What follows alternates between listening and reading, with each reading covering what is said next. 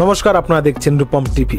শেখ হাসিনাকে হারাতে পারছিল না জামাত, বিএনপি, ছাত্র, জঙ্গি, যাই বলুন, কেউ হারাতে পারছিল না শেখ হাসিনাকে। শেখ হাসিনা একজন জননেত্রী, সমস্ত স্তরেই তার নাম রয়েছে। এবার যখন শেখ হাসিনাকে হারানো গেল না, তখন তাকে জঙ্গি আন্দোলনের মাধ্যমে দেশ ছাড়তে বাধ্য করা হয়েছে। এবার কত টাকা খরচ করা হয়েছে সে বিষয়ে অনেক খবর আছে, অনেক কথা আছে, ওগুলো পরে। এবার দেখুন, শেখ হাসিনাকে তাড়ানো হয়েছে, দেশ ছেড়েছে শেখ হাসিনা। 6 মাস হয়ে গেল। শেখ হাসিনার দল আওয়ামী লীগের নেতাকর্মীদের প্রতিনিয়ত কিন্তু খুন করা হচ্ছে।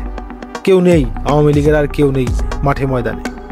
তো এইরকম একটা পরিস্থিতির মধ্যে চাঁপাইনবাবগঞ্জে আইনজীবী সমিতির কার্যনির্বাহী কমিটির নির্বাচন হলো।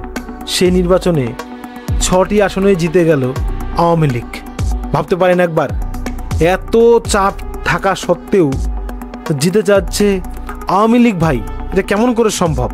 মানে আওয়ামী লীগ একাই 6টি আর সকলে মিলে 5টি জিতেছে। তার মানে আওয়ামী লীগের আসন সংখ্যাই বেশি সবচাইতে।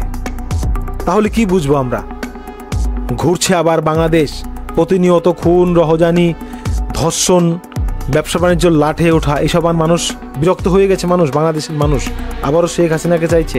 তো যা পরিস্থিতি শেখ হাসিনার দিকে ফিরছে। আবার শেখ হাসিনা খুব শীঘ্রই বাংলাদেশে আবারও ফিরবে আওয়ামী লীগ, শেখ হাসিনা। ভয় পাচ্ছে ইউনূস থেকে শুরু করে সকলেই। পালাবে, দেশ ছাড়বে এবার তারা।